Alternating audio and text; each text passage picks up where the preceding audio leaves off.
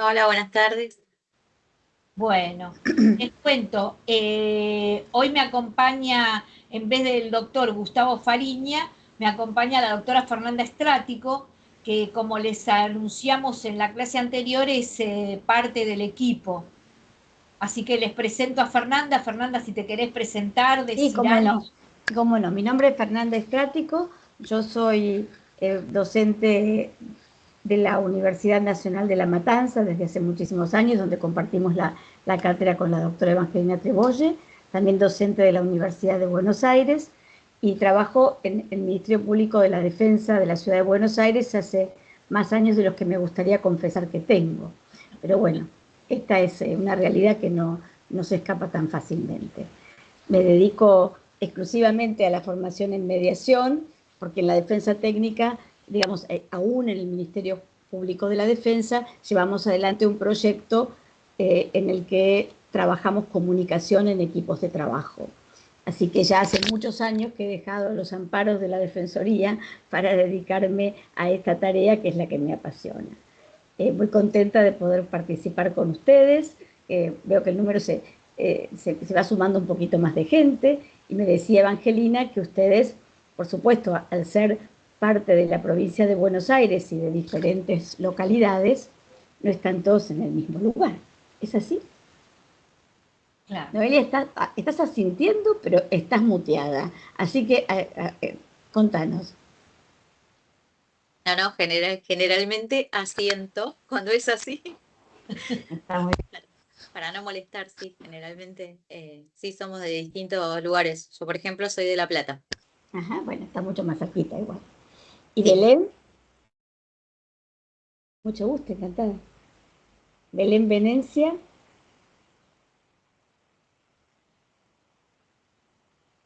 porque hay pocas personas que están conectadas con cámara. Y para nosotros, como docentes en espacios virtuales, la gente que está conectada con cámara, no sé, Evangelina, yo creo que vos compartís mi Sí, idea. En general, es una perla para nosotros, porque la gente que está conectada con cámara es la gente que va a estar interactuando con nosotros en el lapso de la clase. ¿Es así? totalmente. Por eso me tomo el atrevimiento de Hola mencionar los nombres. Fernanda. Ahí vos decís, hola, ¿qué tal, Belén? Pero estás muteada también. Si fueras tan Hola amable. Fernanda, ¿cómo estás? Hola, mucho gusto, ¿cómo te va? ¿Y vos Ahora sí, de dónde te mucho gusto. conectás? Yo soy Encantada. de la ciudad de Azul, provincia de Buenos Aires. Muy Gracias. bien. Estoy un poquito Gracias. más lejos que la anterior compañera, pero bueno, seguimos acá en provincia de Buenos Aires. Muy bien, Sí. muy bien. Habíamos Hola sacado María Evangelina, un gusto. ¿Qué tal, Belén? ¿Cómo estás? Bien, bien. Bueno. ahí. Bueno, habíamos quedado un poco con Gustavo la clase anterior que, bueno, en la medida que van hablando nos van contando un poco de dónde son, porque Perfecto. si no, viste, por ahí se hace largo Por porque supuesto, por de repente supuesto. pueden ser varios. Entonces, nos vamos enterando un poco de dónde son a medida que vamos conversando. Bueno, nosotros en el encuentro anterior recuerdan que habíamos estado hablando de los distintos métodos. Entonces, en esta clase vamos a profundizar uno de los métodos más importantes o más, no más importante por lo que sea, sino porque es lo que más utilizamos, es lo que se usa diariamente, es lo que hacemos cotidianamente, porque nada de lo que nosotros le decimos es algo extraordinario, sino que normalmente nosotros lo hacemos habitualmente, pero no nos damos cuenta o no lo registramos o no tenemos un método específico. Acá lo que hacemos es tomar registro de lo que hacemos y por ahí dar una metodología para tener claro, digamos, qué es lo que estamos haciendo cuando lo queremos hacer en forma consciente para lograr algún tipo de objetivo. Entonces, habíamos visto, la clase pasada hicimos la grilla, viste, de los métodos, Fernanda. Claro, los que son adversariales, distinguiéndolos de los que no lo son. Claro, Bien. totalmente. Y bueno, uno de los métodos que habíamos visto era negociación. Y por él vamos a empezar. ¿Por qué? Porque en realidad todo el tiempo estamos negociando en nuestra vida cotidiana. Aunque no le pongamos este rótulo, normalmente cuando vamos a interactuar con alguien hacemos intercambios que acomodamos a nuestra conveniencia, a nuestros intereses, y esto lo hacemos en forma permanente con nuestros compañeros de trabajo, con nuestros familia, con todas las personas con las que vamos trabajando, porque vamos a ponerle un poco de significado a esto. Negociar a veces tiene como un olor a tufillo, digamos, negativo, pero en realidad negociar es ocuparse de algo. Es decir, me estoy ocupando de esto, estoy trabajando para resolver esto. Y esto es lo que hacemos en forma permanente. Habíamos visto que la negociación puede ser de distintos tipos. Ninguna negociación es pura. ¿Qué quiere decir? Que no todo el tiempo estamos de la misma manera ante la negociación. En esto que queremos decir, hay una negociación que puede ser más competitiva, cuando las personas utilizan los viejos esquemas de el que pega primero pega dos veces, mejor un buen ataque y después vendrá la defensa, pero nos vamos poniendo, digamos, de alguna manera en una postura ciertamente competitiva respecto del otro. Y esto puede originar una interacción del otro lado que nos dé precisamente un tipo de negociación de esta naturaleza. Generalmente cuando se da de esta naturaleza, siempre uno gana, el otro pierde, depende de las cuestiones de poder que ahí aparezcan. Después, dentro de las negociaciones también podemos encontrar el modelo distributivo. En el modelo distributivo, bueno, a ver, ¿cómo hacemos? ¿Qué me das vos? ¿Qué te doy yo? 50 y 50, partimos las diferencias. Esas suelen ser, digamos, las características del modelo distributivo. Como ustedes ven, usamos tanto una como otra.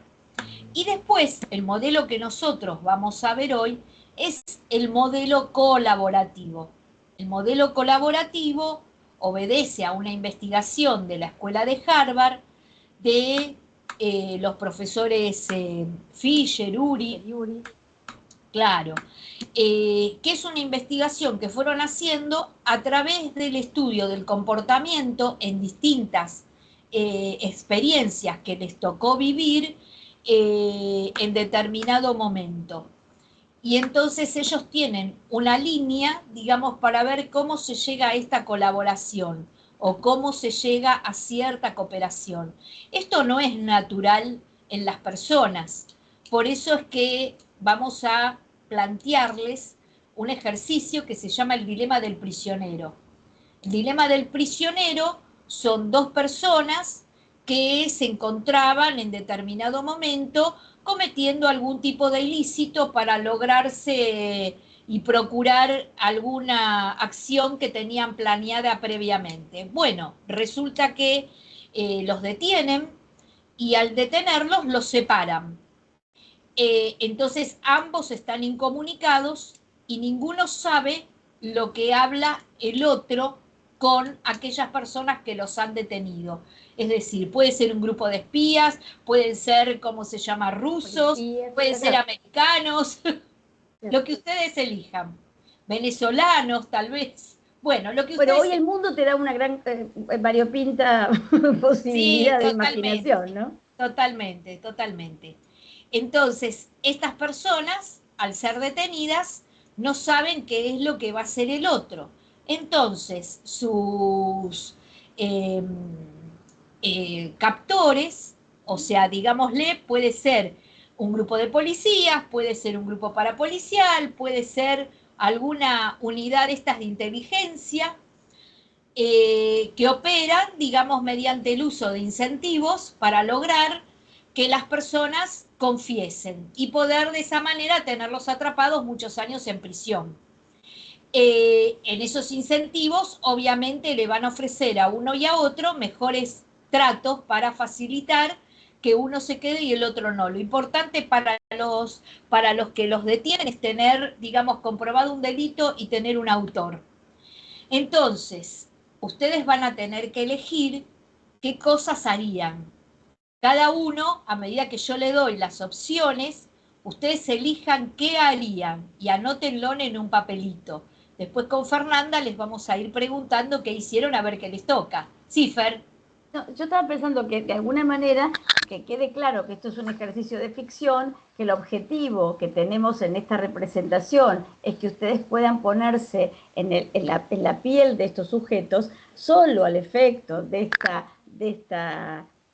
poder incorporar esta posibilidad de elección diferente para comprender o para que podamos registrar o reflexionar acerca de las diferencias que existen de nuestros comportamientos y las diferencias que existen en nuestras realidades a partir de las elecciones que tomamos.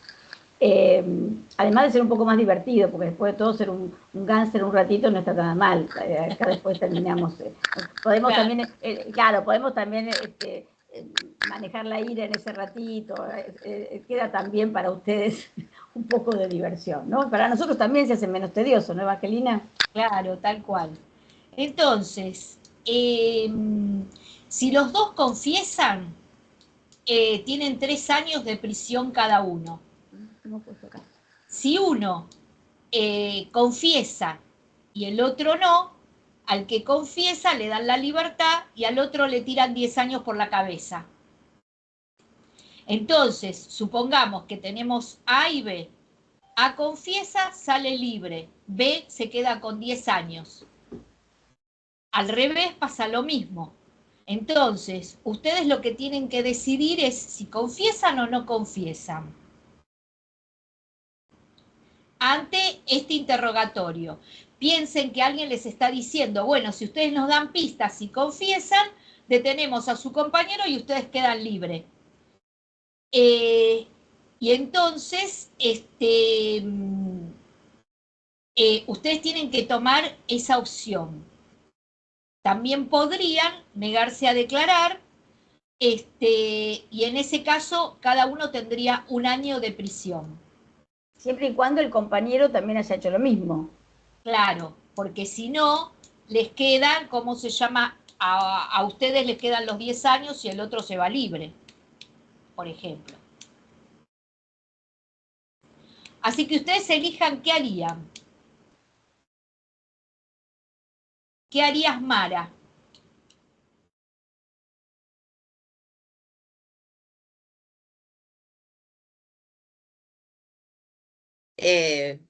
Me puede ir a la confesión, yo confieso. Confesás. Bueno, te vamos a elegir un contrincante, a ver ese qué haría. Melanie, ¿qué anotaste vos? ¿Qué harías? Yo usaría el principio de inocencia y me contacto ya con un abogado. No, pero Sacame eso no acá. vale en el ejercicio. Acá hay que Claro. confesar o no confesar. Claro, claro. Por eso lo pusimos primero No, en no. una situación de apretada y difícil. Si no, claro, lo que decís es lo correcto, pero no está tan fácil la cuestión. Claro. Acá no tenés llamada para No. conectarte con abogado ni nada. Nada, no hay comunicación. Eh, y bueno, sí, confesarían. Si no tengo quien me patrocine, y sí, confesaría. Bueno, entonces a Mara y a Melanie les corresponden 3 años a cada una. Acá, digamos, un poco, Nos pusimos de acuerdo. el esquema del ejercicio es, uno tiene que tomar una decisión sin saber qué va a decir el otro. Y ahí es un poco donde aparece, digamos, esta incertidumbre de decir qué hago, qué no hago. Belén, ¿vos qué harías? Yo también confieso. Bueno. ¿Y Paola? Ay, yo también iba a decir, Paola. Entonces, Lo mismo, Bueno. confieso, no me voy a arriesgar a 10 años. Claro. o sea que estamos todos desconfiamos bastante del desconfiados. género humano, ¿no? Sabemos que el otro No nos probablemente nos arriesgamos a mande al uno. muere fácilmente, claro. Claro. Sebastián, Sebastián, ¿vos qué harías? estás muteado, Sebastián, ¿y de dónde nos hablas? Si fueras tan amable, Sí, que yo no me presenté contanos. la vez pasada. Yo de La Plata estoy hablando. No, sí, que te Eh, presentaste vos, la que no se presentó fui yo la clase pasada, por eso te pregunto, mucho gusto, encantada. igualmente. Yo no declararía. No Yo, confesás. No confesarías. exacto. Bien. ¿Y Claudia? Sí, yo confesaría Bueno, No, te toca a lo Claudia, mismo. ella confiesa y a vos te dan 10 años, Sebastián. Y ¿Qué va a bueno, hacer? ¿qué va a ser? Perdón, Mirá qué Sebastián. compañera que te tocó. Bueno, ¿a quién más vemos ahí en pantalla por la ahí? veo a María Emilia, por ejemplo, a Maite.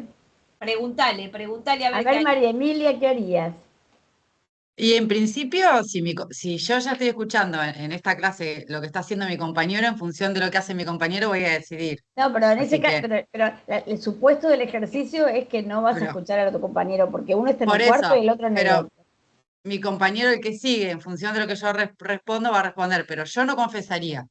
Vos no confesarías, por eso la pregunta es qué es lo que haría cada uno individualmente. Después vemos qué compañero le toca, porque Por lo que eso decís les es dijimos, piénsenlo previamente. No, sí, yo desde el vamos no confieso. no confesarías, está bien. Perdón, Daniela, sí, mi nombre es Daniela. Yo sigo la línea de María Emilia y Sebastián. Lo estaba pensando mientras las otras compañeras contestaban. Yo la verdad que me niego a declarar. No es que no confesaría, yo me niego directamente a declarar, que era la opción que habían puesto, se niegan a declarar. Me niego Bueno, a en ese declarar. caso les corresponde un año a cada una. bueno, Claro, pero quiero decir, por eso es interesante el ejercicio, lo que pasa es que tiene algunos elementos que bueno, eso, ¿no? Digo, en esto de la cuestión es colaborativa, no es colaborativa. A mí se me ocurre pensar, digo, para introducir algo, que a lo mejor nosotros nos pusimos de acuerdo previo a nuestra detención. Entonces, bueno, eso también puede llegar a impactar. Digo, previo a que nos detengan, no hay intervención de abogado, no hay nada. Digo, yo Claro. estoy con María Emilia, estamos cometiendo ahí un par de ilícitos por el conurbano, y entonces yo le digo, mira, si nos llegan a detener, nos negamos a declarar. Y entonces, claro, bueno, y ahí tenés con zafamos. tenés con María Emilia una confianza suficiente como para saber que llegado el caso ella operaría tal cual lo que se previeron, porque también a veces los parteners no nos juegan las mismas pasadas. No, Así por eso que, decía que por ahí también había que sopesar. Si hay un historial previo claro, de delitos en conjunto, si ya nos conocemos, si fue un robo ocasional donde nos encontramos los dos juntos en ese momento, no tuvimos tiempo, pero si venía conformándose un dueto de robo o de hurto, de lo que fuere, claro. nosotros, bueno, por ahí lo teníamos pautado previamente. Entonces uno confía en que al momento de tener que poner esto en práctica, bueno, ya teníamos una estrategia elaborada. Mientras escuchaba a los compañeros se me ocurría introducir esto como parte de, por ahí, de esto que estamos hablando, ¿no? Es que lo Digo, interesante del ejercicio es producir y provocar la reflexión. No hay una verdad absoluta. Y de Claro. hecho, acaba de decir María Emilia hace un rato que de escuchar a los compañeros ella ya haría tal o cual negociación. De algún modo, la hipótesis de Daniela en cuanto a que se pusieron de acuerdo antes casi parece real, porque estás diciendo más o menos lo mismo, ¿o no? Sí, tal cual. Maite levanta la mano, Sí, Eva. A ver, sí, sí. Hola, ¿cómo Maite. están? Yo soy de Tandil y ¿Sí? estamos dentro del Departamento Judicial de Azul.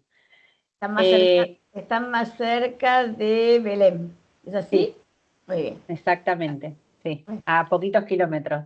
muy bien. Yo por las opciones, sin jugarme a ver qué es lo que va a hacer el otro, si va a ser fiel a si previamente nos pusimos de acuerdo o en no ponerme de acuerdo, pero pensar que la otra persona va a hacer algo y después puede salir con otra cosa, yo confieso que me parece la opción más razonable en el caso de no tengo que esperar qué va a hacer el otro porque yo puedo confesar y el otro también y tengo un año, o puedo confesar yo y el otro no y ya soné, o no confesar y el otro confiesa. Entonces me parece que entre todas las penas la más favorable es que confiese, que son 3 años.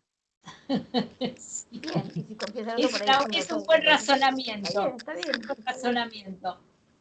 ¿Y quedó alguien ahí para que te haga de parte a ver qué haría el otro? ¿Quién queda por ahí? Estoy viendo.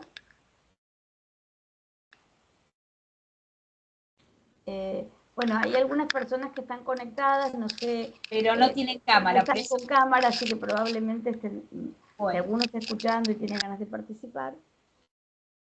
Y si alguno quiere hacer una nueva apreciación, ¿vos qué harías, Evangelina, con respecto a esto que le pasa a Maite? Yo también confieso, pero igual no me toca a mí, pero bueno, digo, en este caso yo también confieso. No sé si está bueno o no, pero creo que sí. Es que lo que dice Maite es razonable en el sentido de que es la posibilidad, digamos, que mejor se adapta para obtener, digamos, lo que ella quiere. En el peor de los casos le quedarían 3 años. Y si el otro no confiesa y ella confesó, tiene la posibilidad de salir libre. Por eso, confesar es lo que te da, digamos, la posibilidad, digamos, de tener una mejor opción sin depender del otro. Es un poco lo que dijo Mai. Es así un poco. Pero, ¿qué pasa? Acá nosotros lo hacemos como un ejercicio y no estamos teniendo ni las presiones, ni la emoción, ni un montón de cuestiones que pueden estar pasando por la cabeza de uno ante una situación tan desventajosa, en donde estamos incomunicados respecto del otro. Entonces, por ahí me parece que lo más genuino es decir lo que uno realmente haría ante una situación. Yo la verdad que jamás confesaría. No, aunque bueno. sí que es lo más razonable. Ojo, ¿eh?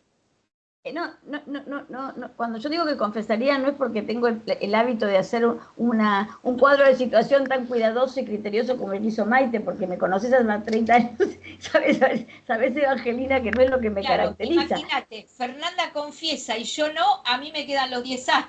Claro, pero sí me parece que está bueno también pensar, y esto en atención a lo que introdujiste recién, que tiene que ver con, son muchas las variables que entran a jugar cuando uno trabaja en una negociación, no solamente aquel objeto por el que voy, que en el caso de estas personas podría ser la libertad, sino también qué emociones o qué cuestiones debo gestionar en este intercambio con los captores, ¿no? Y también qué escenario represento. No es lo mismo, alguien decía, yo pediría la asistencia o el patrocinio. Bueno, claro, hay situaciones que blanqueadas se ven de una manera y otras que en el grado de la oscuridad pueden generarnos otro tipo de emociones o de presiones que nos lleven a tomar otras decisiones que a veces no son las mejores. Daniela, ¿tenés ganas de decir algo? No, perdón, pero yo... Ay. Sí. No, Perdón. sí. Sí, habla, yo creo que lo primero que pensamos, porque no estamos dentro del ambiente del que delinque, es en confesar y en buscar también la menor penalidad. Entonces quizá los que estamos pensando y decimos, bueno, confesamos, es porque sabemos que de llegar a una negociación o en el caso de que el otro nos traicionara, quedaríamos también en un lugar donde también se nos penaría diferente. Entonces, ¿qué haríamos ante la duda de lo que va a hacer el otro? Que también desde nuestro lugar quizá lo vemos que dentro de esos lugares y sabiendo que quizá el otro es muy probable que nos traicione, entonces también buscamos el menor mal. Entonces, ante eso y ante la duda, ¿qué hacemos? Todos pretendemos eso, salvarnos. Es que, bueno, es que es parte del comportamiento humano. No es ni que esté bien ni que esté mal, es como somos las personas. Las personas tenemos una pizca de egoísmo, una pizca de buscar nuestra conveniencia, es parte, digamos, del comportamiento humano. Entonces, ese comportamiento lo vamos a reflejar cuando negociamos, porque tenemos ciertos intereses que queremos defender. Obviamente, digamos, sí, Paola. No, que me parece que en cualquier negociación o en cualquier acuerdo hay como un interés principal y intereses accesorios. Lo que me parece que tenemos que focalizar es en que el principal quede cumplido. Entonces, si este hombre sabía la cantidad de años que le correspondían según cada opción, bueno, claramente, y bueno, voy por el que menos puedo perder, Claro. me parece, y me parece que en cualquier tipo de acuerdo uno tiene que focalizar en eso, qué necesariamente quiero preservar y qué es aquello que, bueno, puedo perder y no me significa tanto. Sí, uno a veces lo tiene muy claro y otras veces no lo tiene tan claro. Por eso precisamente cuando uno dice, o como bien vos dijiste, Paola, muchas veces hay distinto tipo de intereses que nosotros tenemos y tendríamos que tener claro cuál priorizar.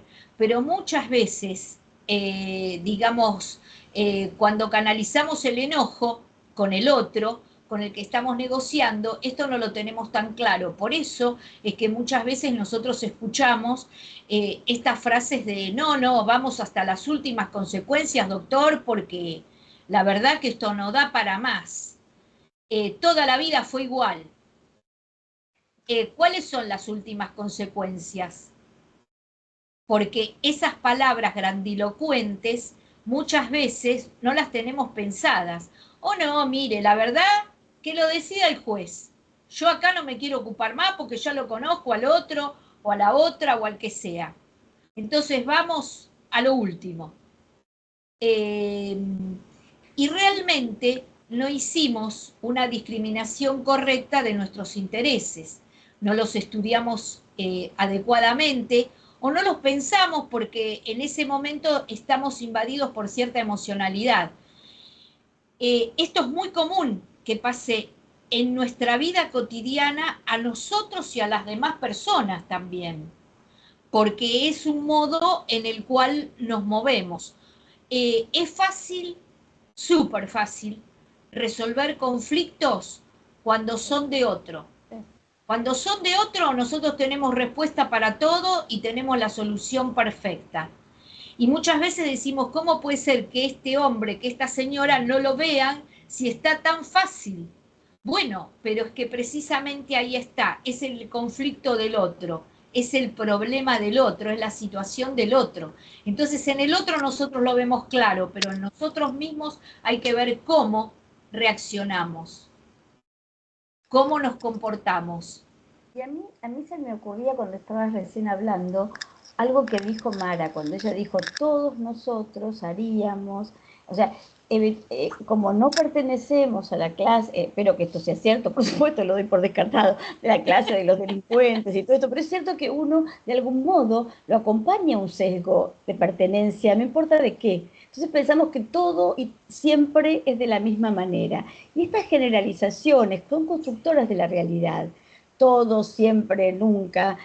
A ver, yo pongo un ejemplo en clase que Evangelina me lo habrá escuchado un montón de veces y que es trivial, pero útil. Cuando uno tiene hijos adolescentes, cosa que ya no tengo a nadie en mi casa, pero se ve que añoro, en realidad uno decía tal cosa no te doy permiso, y los chicos decían no, pero a todos los dejan, y vos preguntabas e indagabas, y ese todos era uno en una sala de 30, por ejemplo. Algunos de los que están en esta sala, que son padres y han tenido que tomar alguna determinación, les han venido con un relato parecido en algún momento, a todos los dejan, siempre lo... Bueno, este tipo de cuestiones son las que también enfrentamos cotidianamente.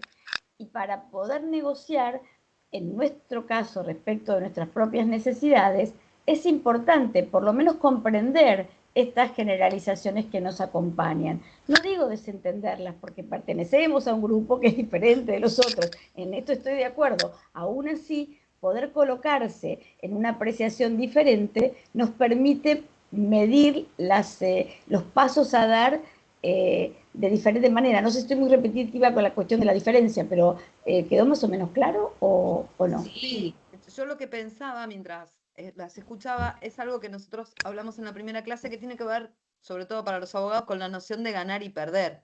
Este es el otro tema. Digamos, todas nuestras respuestas también, de alguna forma, aunque uno no quiera, están orientadas a ganar. Uno dice, bueno, yo tengo que ganar menos años de cárcel, tengo que ganar. Digo, hay una idea ahí de ganar y perder. En el ejemplo del adolescente, el pibe quiere ganar, salir, digamos, no negocia eso. La salida es, digamos, salgo. No, pero a lo mejor salgo. Ese es el punto, digo, nosotros también muchas veces estamos parados en una cuestión de ganar o perder, en esos términos absolutos. Gano si mi posición es la que finalmente es la que sobrelleva, o pierdo, y esto se escucha mucho, ¿no? Bueno, perdí, me tocó perder. O sea, uno siente que si su interés no está satisfecho al 100%, se pierde. Así Sí, por ahí has hecho una es buena verdad. negociación. Digo, eso es algo muy, también sobre lo que hay que, Te diría que hay que también pensar. es cultural, Daniela, de alguna manera. Maite, ¿qué querías comentar?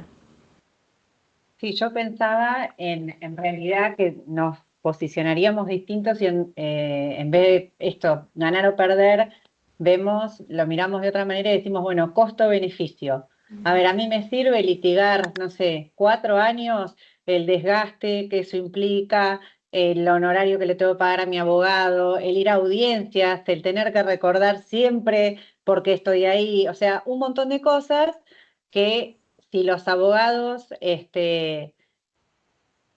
a ver, verían las cosas de otra manera, no llegarían a un juicio por costo-beneficio propio y por costo-beneficio del cliente.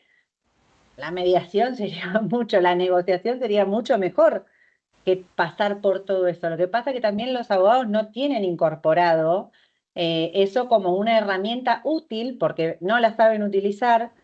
Muchas veces no les interesa, pero por esto, por el desconocimiento, no porque en realidad si serían, digamos, si sabrían del tema, se darían cuenta que beneficia en vez de que perjudicar. Haces las cosas más rápido, cobras más rápido, tenés más casos, o sea, costo-beneficio es mucho mejor.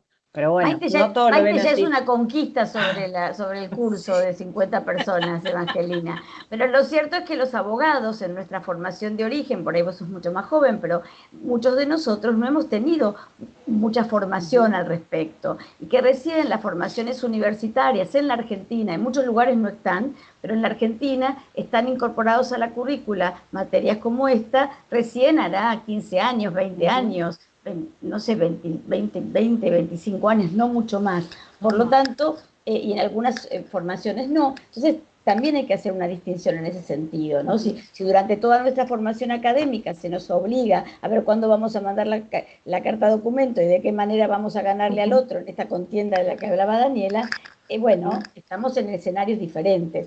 La mediación y la negociación, yo sé que Evangelina lo comparte, no son la panacea ni la medida para resolver cualquier cuestión. Pero sí es interesante que antes de pensar en negociación distributiva, podamos pensar que la negociación colaborativa sobre la que vamos a charlar hoy puede llegar a ser una solución de mayor beneficio para todos los intervinientes, ¿no? Me parece. En realidad, digamos, vamos a ver que todos los pasos de una negociación, de esta que se llama colaborativa, lo que nos lleva es a una mejor toma de decisión. Es decir, uno puede decidir acordar o no acordar, pero lo va a hacer de modo consciente, habiendo trabajado sobre varios aspectos que muchas veces no nos detenemos a pensar por esto de ya lo tengo resuelto, ya lo tengo pensado, si en definitiva cuánto hace que vengo pensando en esto. Sin embargo, muchas veces cuando lo tenemos pensado, no, podemos advertir que hay cosas que no habíamos pensado. Porque uno, digamos, más que nada lo que hace es un poco alimentar el esquema del conflicto en el cual estamos atrapados. Entonces, en ese esquema tendemos a cargar las tintas sobre el otro, aliviarlas sobre nosotros mismos, porque nosotros somos el bueno y el otro es el malo, obviamente, esto es así naturalmente, y cuando nosotros se lo contamos a algún amigo, obviamente el amigo a quién le va a dar la razón, al otro o a nosotros. Entonces ya tenemos, nosotros pensamos que estamos en lo correcto, nuestro amigo también. Y se lo contamos al otro amigo y ya somos varios que pensamos de esa forma. Entonces decimos, bueno, si yo ya lo he conversado con gente de mi confianza y realmente esto tengo que seguir adelante. Sin embargo, no he analizado varios aspectos que incluyen al otro. porque en esto que hablábamos con Daniela y que de alguna manera yo le decía cultural, cultural es pensar las cosas desde nuestro ombligo, es decir, desde nosotros y somos nosotros nada más, pero no pensamos en cómo las cosas se van a ir dando en la interacción con los demás, que no la podemos evitar. La interacción con los demás se va a dar naturalmente, nos guste o no nos guste, con un socio, con un familiar, con un compañero. ¿Por qué? Porque compartimos esa tarea o ese vínculo en forma permanente. Entonces, al compartir un vínculo laboral, familiar, el que sea, nosotros tenemos que tener en cuenta lo que nosotros queremos, pero también tenemos que tener en cuenta lo del otro, porque el otro participa del mismo espacio que yo quiero tener, o donde yo estoy. Entonces, esto es lo que va a marcar un poco lo que queremos simbolizar con esto de una toma consciente de decisiones, poder evaluar no solamente los aspectos que se relacionan con nosotros mismos, sino también con los otros implicados, porque estamos, digamos, un poco formados para pensar nada más que en lo nuestro. Y al pensar nada más que en una sola parte, estamos eliminando la interacción que se da en cualquier relación humana. Por eso es que hacíamos esto del dilema del prisionero. Pensado desde un solo lugar, yo pienso en lo mío, no pienso en el otro, pero acá el juego se va a dar en la interacción con el otro, precisamente. Yo pensaba recién cuando vos dijiste, Evangelina, que entonces yo lo consulto con alguien de mi confianza, con mi amigo, y en realidad uno cuando tiene alguna postura respecto de un problema, suele, no sé ustedes, pero me tomo el atrevimiento de decir que en general solemos hablar con aquellas personas que parece que nos van a dar la razón. Es decir, yo tengo un problema con mi marido, no hablo con mi suegra, hablo con mi amiga. O sea, no sé, de alguna manera uno va buscando escuchas activas que robustezcan nuestro propio relato, en cualquier situación de que se trate, porque esto es medio natural. Y entonces más nos alejamos de una realidad de esta situación de confrontación o de conflicto. No sé si coinciden conmigo. Mis ejemplos en general son muy coloquiales, aunque soy una judicial hace más de 30 años, pero la verdad es que me parece que vale la pena poder pensarlos en esos términos, ¿no? No sé qué pensás, Evangelina, ¿te parece bien? No, claro, desde ya. Un poco lo que hablábamos esto de la formación. Mucha formación en un solo aspecto nos da mucho conocimiento sobre algo y nos quita la posibilidad de conocer otras cosas. Entonces, cuando hablábamos de la formación o de la carrera del abogado, realmente es una formación extensa, pero ustedes fíjense que todo el tiempo estamos aprendiendo materias codificadas, es decir, leyes. Código procesal, código esto, código de fondo, permanentemente como si eso fuera toda la vida de las personas. Y la verdad que eso es solo una parte de la vida de las personas. Cuando nosotros trabajamos en un método alternativo, buscamos también otros aspectos que no tienen que ver solamente con la letra de la ley. Por eso es que el otro día, Fer, vimos los triángulos, ¿viste? Poder, derecho y los intereses, muy bien. Claro, porque en los intereses es donde nosotros, digamos, vamos entendiendo al otro. Y en definitiva, los abogados tenemos una profesión donde negociamos permanentemente. Muchas veces cuando resolvemos cosas, resolvemos expedientes, lo resolvemos con el otro abogado porque estamos negociando. Porque, ¿qué pasa? En el litigio, en el pleito que tenemos, no estamos llegando a nada, porque no se destraba, porque todo se hace súper largo, y entonces los abogados van viendo la necesidad de resolver algo, más allá de lo que le están resolviendo en el expediente, por muchos motivos que van apareciendo. Y entonces, en esas negociaciones que hacemos con los otros abogados, muchas veces se resuelven cosas. se resuelven cuestiones. Entonces estamos negociando permanentemente con los otros abogados, con nuestra parte, con la interacción que tenemos con el juzgado. Sin embargo, lo hacemos intuitivamente y por pura necesidad, porque cuando ya tenemos un expediente que tiene 4 o 5 años y está ahí trabado, vamos a encontrar la necesidad de decir, bueno, esto tenemos que buscar una solución, porque realmente, si no de otra forma va a ser imposible.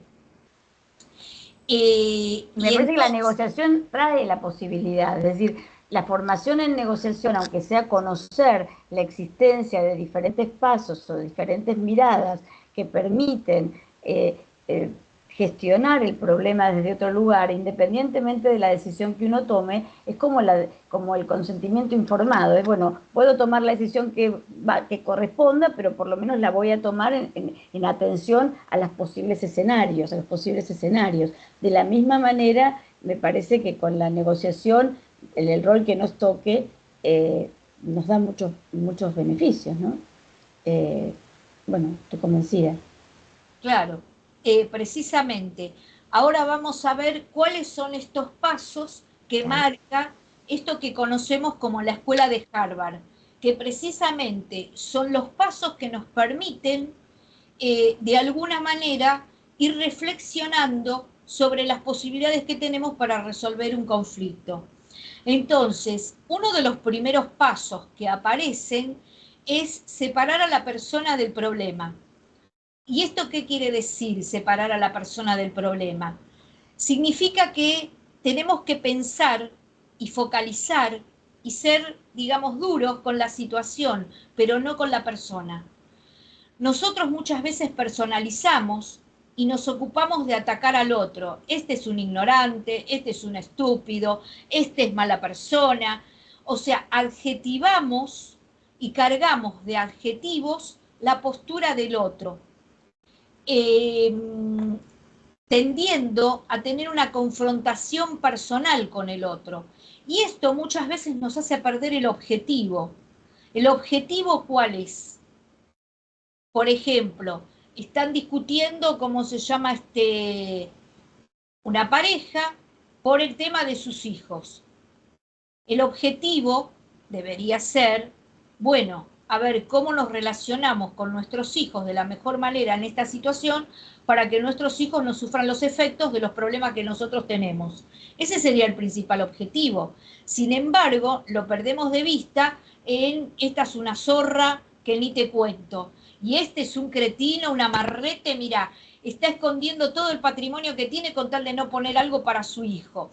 Y lo vamos a personalizar en que es un miserable porque no lo pone para su hijo. Entonces, en esos ataques que vamos realizando los unos y los otros, vamos perdiendo de vista el objetivo principal, que sería poder tener una buena relación con este sobre el cual estaríamos discutiendo, que sería nuestro hijo. Si lo ponemos en otro aspecto más patrimonial, en una división hereditaria, en una partición hereditaria. Bueno, a ver, toda la vida, ¿cómo se llama? Fue un vago, nunca hizo nada, yo me tuve que ocupar de la pobre vieja, ¿cómo se llama? Darle de comer porque no hacía nada y ahora resulta que pretende lo mismo que yo. ¿Cómo puede ser? Y empezamos a sacar, digamos, todos los trapos al sol de toda la familia que están en esa situación. No, porque fulano de tal hizo tal cosa, y no, porque cuando pasó tal otra, y te acordás que después no nos hablamos más, en vez de pensar, a ver, cómo sería la mejor manera de que cada uno, esto a lo cual tiene derecho, lo pueda incorporar a su patrimonio. Porque esto es algo que normalmente las personas no ven. Ven el derecho que tienen, pero el derecho, hasta que no lo incorporaste a tu patrimonio, no tenés nada. Tenés un derecho a. Incorporarlo al patrimonio significa, es mío, es de mi propiedad, yo puedo disponer. De la otra manera no puedo disponer. Solamente dispongo de pelearme con el primo fulano de tal, por ejemplo. Entonces, separar a la persona del problema significa esto, no focalizarnos en atacar a las personas, sino en tener claros los objetivos. Hoy por hoy, las personas que hace mucho que trabajan en esto van a decir en muchos casos que este es un concepto que habría que revisar en el sentido de que las personas muchas veces tienen, digamos, incidencia en cómo se resuelven los conflictos. Eso es cierto. Las personas, de acuerdo a sus características, pueden tener mayor incidencia o no. Es real. Pero lo que quiere decir la escuela de Harvard es: no te focalices solamente en que esta persona es tal cual y esto, sino trata de mirar a ver qué es lo que querés resolver. Porque lamentablemente lo vas a tener que resolver con este o con esta. Vieron que las personas cuando se divorcian empiezan a sacar todos sus defectos y no se acuerdan qué fue lo que hizo que en algún momento estuvieran enamorados de esa persona. Parece que fuera otra persona, diferente. Entonces sacamos a relucir todos aquellos aspectos negativos que seguramente las personas tienen y que las personas tenemos, porque las personas no somos ni buenas ni malas. Las personas somos personas, con nuestros aciertos y con nuestros errores. Entonces, fundamentalmente lo que quiere decir ese primer paso es tratemos de mirar qué es lo que queremos resolver. Y dejemos un poco de lado a ver a esta persona que me resulta desagradable, antipática, o que no comulgo con su forma de ser. Porque fundamentalmente muchas veces se trata de esto. No estoy de acuerdo en cómo actúa, no estoy de acuerdo en cómo decide, no estoy de acuerdo en un montón de cosas, pero yo tengo que buscar una solución con esta persona, que es mi primo, que es mi tío, que es mi ex, que es mi socio. Entonces, este primer paso nos ayuda a darnos cuenta, digamos, de no focalizar solamente en temas personales, que a veces uno en las discusiones no solamente lo ve con las partes, sino que también los abogados focalizan en las personas muchas veces. Y eso, digamos, alimenta un poco el foco del conflicto, transformándolo en algo que después es muy difícil de trabajar, porque muchas veces los abogados también incentivan esto. Yo me acuerdo que una vez yo había tenido una reunión, primero lo había tenido la reunión con las partes y en algún momento tengo una reunión con los abogados sola, porque los abogados eran muy reactivos entre sí. Los abogados estaban asistiendo a dos partes que se estaban divorciando, digamos en su primera etapa, que es cuando las personas están más reticentes, cuando las personas están más enojadas con el otro. Y los abogados replicaban el enojo que cada uno tenía con su cónyuge. En vez de tratar de bajar, los abogados lo incentivaban. Porque, ¿qué pasa? Cada abogado le decía al otro lo que había hecho en su divorcio y ambos se habían divorciado el año anterior. Entonces lo único que pensaban era cómo perjudicar al otro.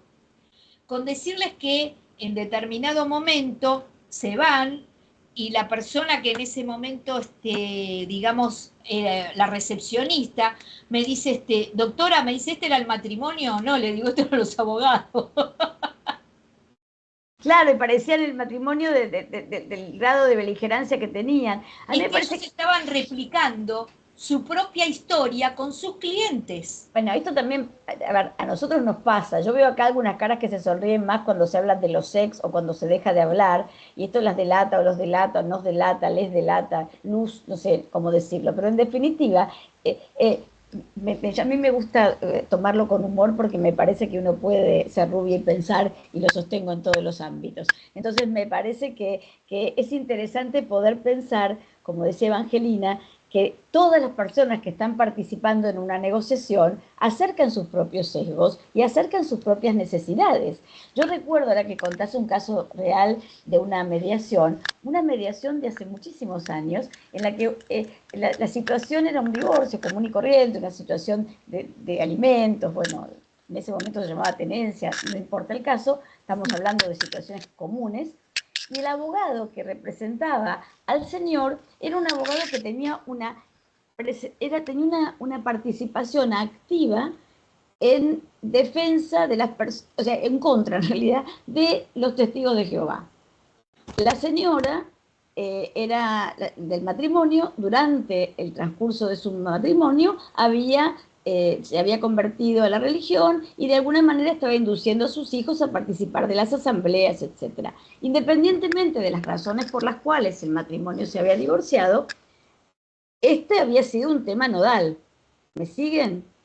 El abogado estaba tan persecutorio respecto por razones diferentes, por pertenencia de bandera, por otro tipo de asociaciones a las que pertenecía, que obturaba la posibilidad de un acuerdo pacífico entre el padre y la madre respecto de las relaciones de los niños, respecto de los alimentos, porque lo que quería era venganza, otras cosas que le pasaban a él. Tal vez no fueron tan claras como en tu caso, que supiste que se habían divorciado antes, pero sí, cuando yo descubro que este señor, es un caso viejísimo, que el señor estaba, porque es un caso de la época de la Fundación Libre en Morón, o sea que lo que estoy hablando es antidiluviano, algunos de ustedes no habían nacido, pero bueno, lo cierto es que igual el ejemplo... Bueno, no será para tanto, Fer.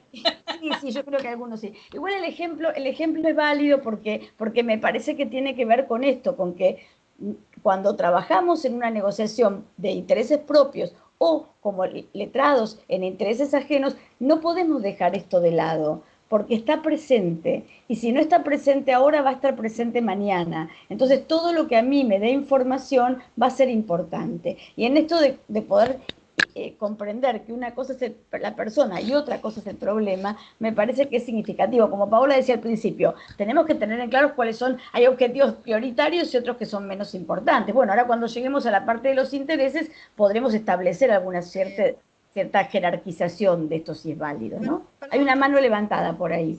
Sí, Maite. Okay. Sí, Daniela, ¿qué pasó?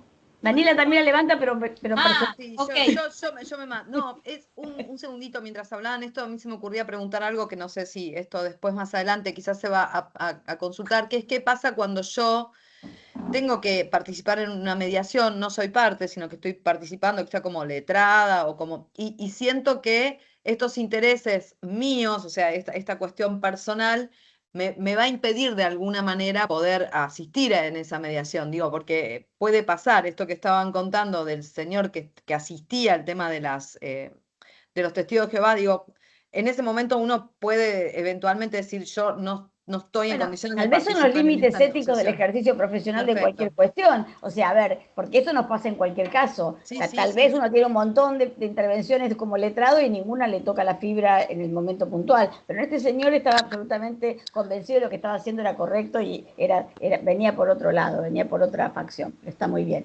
Había una mano, mano mentira, claro, esa que es la de Mayra.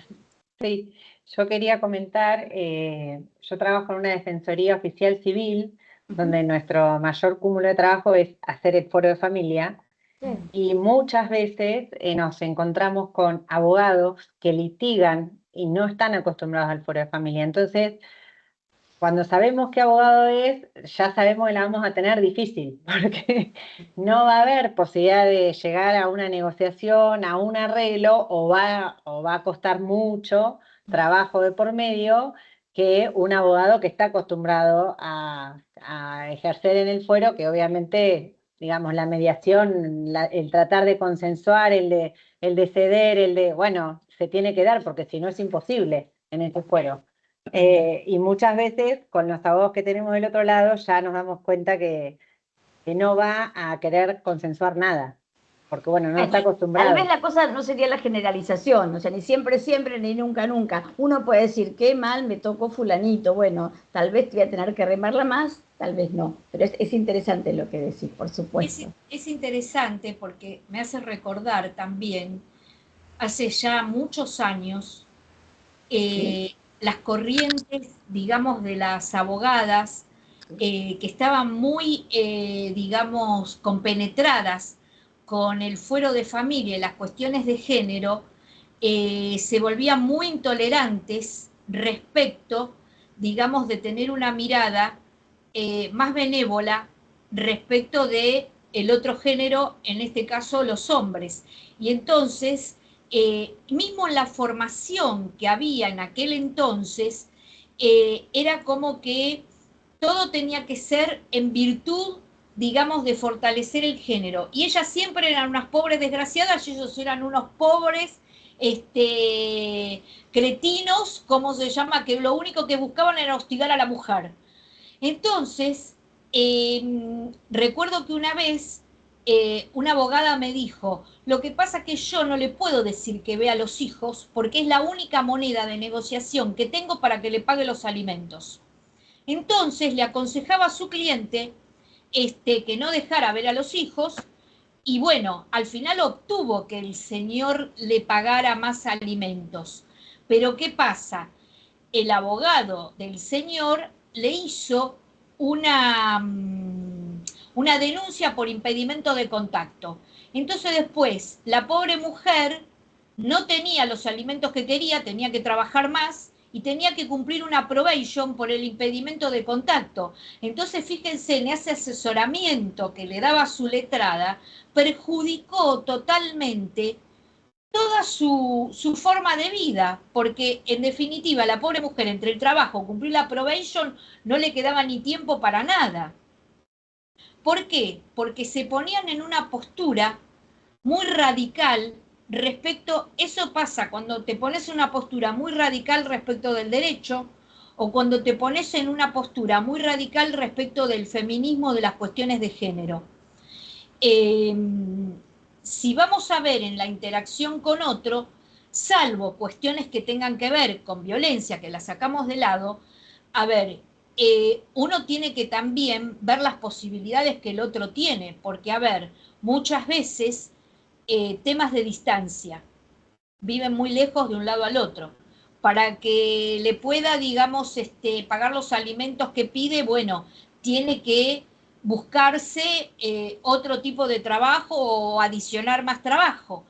Entonces, tenés que ser más flexible también en cuanto a los días que va a poder ver a sus hijos. Porque si vos trabajás de 6 de la mañana a 8 de la noche, ¿qué tiempo te queda? Daniela. Mira, quiero hacer un aporte que quizás sirva o no. Yo trabajo en una defensoría civil en el conurbano. Tengo que decir que esa posición no varió. Es muy radicalizado, sigue siéndolo. ¿Viste? Entonces, bueno, digo esto porque en general nosotros estamos teniendo algunos problemas con los alimentos, no viene al caso y no es materia de este encuentro, pero digo, esto se ve claro, nosotros lo estamos viendo claro y hay algunas resoluciones que siguen marcando una perspectiva de género en posturas, a nuestro criterio, bastante radicalizadas y en la Defensoría sí tenemos algunos inconvenientes. Yo hablo de la departamental en donde yo trabajo. Yo trabajo en Avellaneda Lanús, es una departamental nueva, estamos en el conurbano, pero las posturas sobre todo considerando, bueno, el Día de la Mujer y demás, todavía es un tema bastante difícil de abordar y generalmente en las etapas previas de la mediación nosotros nos encontramos con posiciones bastante radicalizadas, sobre todo si nos toca, por ejemplo, ejercer la defensa de algunos papás o de algunos padres. Bueno, digo esto porque no es algo lamentablemente no es algo que está atrás, sino que es algo que con lo que se está, por lo menos nosotros en nuestra jurisdicción lo convivimos. Sí, sí. O sea, yo creo que ahora se ha, digamos, con el correr del tiempo eso ha mermado un poco, pero sigue existiendo, como bien vos estás acotando, Daniela. Y esas posturas radicalizadas, realmente, bueno, lo estamos viendo con lo que está pasando en el mundo. Precisamente obedece a posturas radicales. Sí, Fernanda. No, yo pensaba que no necesariamente tiene que ser, porque por ahí cuando uno habla de la defensa de género, suena como más contradictorio, más disvalioso pensarlo en un sentido o en el otro. Pero cuando pensamos por ahí en cuestiones más simples, como por ejemplo llevar al extremo de lo que vos decías, que los niños no vean a los padres porque es la moneda de cambio que tengo, ¿no? Tal vez trabajar con las personas para que puedan enfrentarse a sus propios intereses espurios. O sea, por ejemplo, yo no quiero que vean a la pelirroja con la que sale mi ex marido. O sea, por ejemplo, y esto es válido o no, no importa, yo puedo legítimamente no querer verlo. Y digo la pelirroja porque es una, no sé por qué, hace muchos años le puse ese mote y es el ejemplo de caballito. Porque también entre todos los... Ahora veo alguna pelirroja en la sala y digo, no, nada personal, porque no veo ninguna, pero por las dudas. Digo, en realidad estas cuestiones también son valiosas para ser trabajadas con las personas, porque es legítimo sentir bronca, y es legítimo estar enojado, y es legítimo dudar y tener temor. El tema es qué precio, por eso costo-beneficio, qué precio pagan mis hijos, yo misma en el futuro. Claro. A ver, voy a estar haciéndome cargo de generarle no sé, una niñez incómoda a mis hijos en virtud de este propio temor. ¿Qué necesito para garantizarme que esto no crezca y este interés espurio de reventarla, si la palabra cabe y esto quedara grabado, qué horror, qué vergüenza? En realidad esto no podría, deba ser manifestado de otro modo. No sé si me explico con precisión, pero me parece que no necesariamente tenga que ser una cuestión discutible y con título. Pueden ser pequeñeces. El tema es que podamos trabajar como letrados en el lugar que nos toque para que las partes que tengan los problemas, porque estamos hablando de cuando nosotros trabajamos y operamos en el conflicto ajeno, independientemente del rol que nos toque, podamos evaluar, ayudar en realidad a las personas a evaluar con claridad cuál es el verdadero escenario, para que las decisiones sean las propias, o sea, de estas personas, pero sabiendo cuál es el panorama, por lo menos de lo que aparece, ¿no? Porque no siempre las cosas son tan claras, a veces hay escenarios que uno no, por más que imagine, no puede suponer.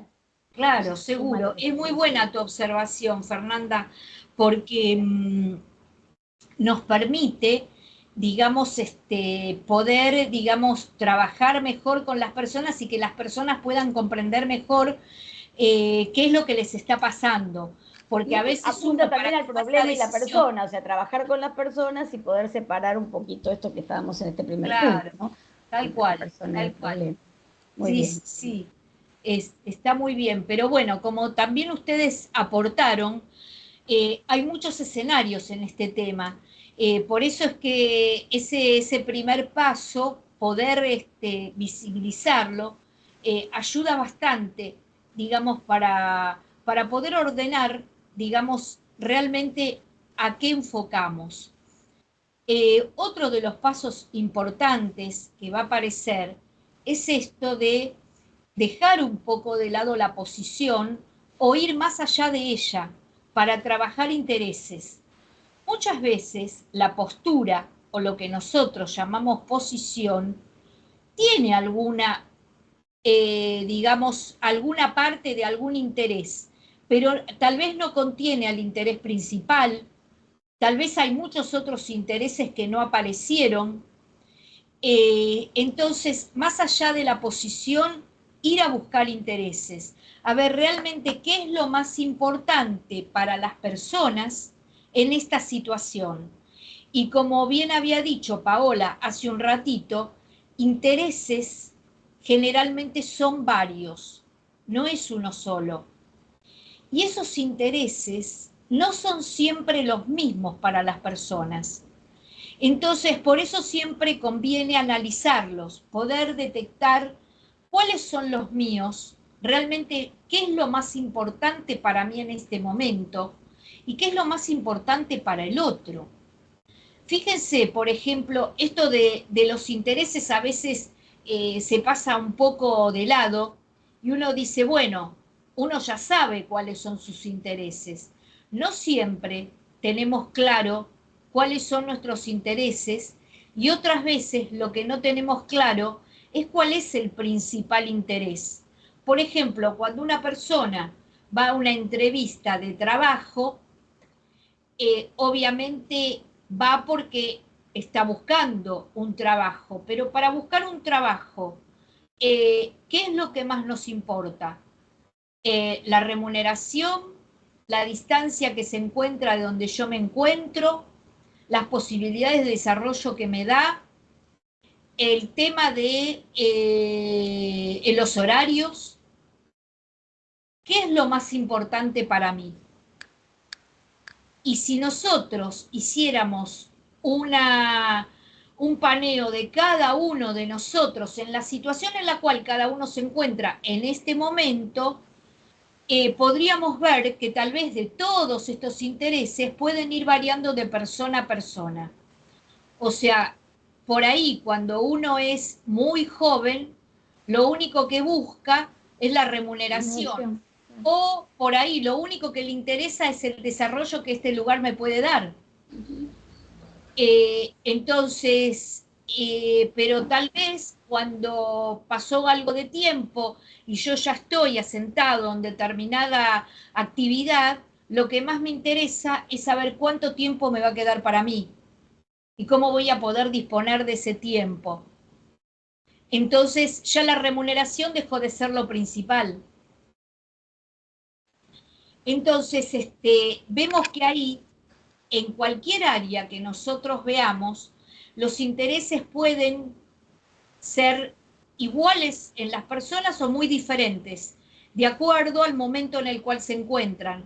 Y uno mismo como persona va modificando sus intereses, los va cambiando. Afortunadamente, ¿no? Porque la verdad es que me parece a mí que afortunadamente uno va haciendo esa transición, a veces va para adelante, a veces va para atrás, pero uno va modificando su esquema y sus decisiones de alguna manera van tomando. Por eso hablamos de intereses y los diferenciamos de los principios, porque probablemente valores o principios que nos haya llevado la vida a construir nos acompañan el resto de nuestra vida. Pero los intereses en tanto a esta calidad como necesidades o deseos, me parece que se van modificando a lo largo de la construcción de nuestros encuentros, ¿no?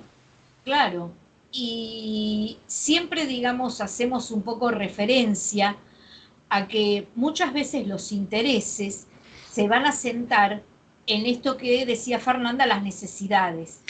Y ahí cuando nosotros exploramos las necesidades, generalmente tomamos un poco como ejemplo la pirámide de Maslow, en el sentido de que uno siempre recuerda de la pirámide las necesidades humanas básicas y siempre recuerda las más importantes como son todas las que tienen que ver con lo material, con lo físico, con la seguridad de una remuneración.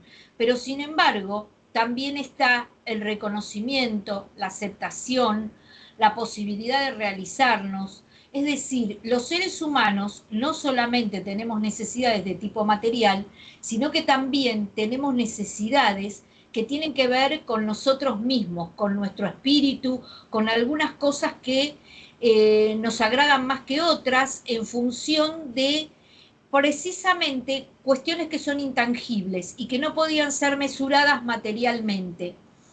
Y que también representan nuestros intereses, porque cuando nosotros decimos, por ejemplo, en un trabajo, lo que más me importa es el horario, seguramente es porque yo tengo intereses de tener otras actividades por fuera de lo laboral.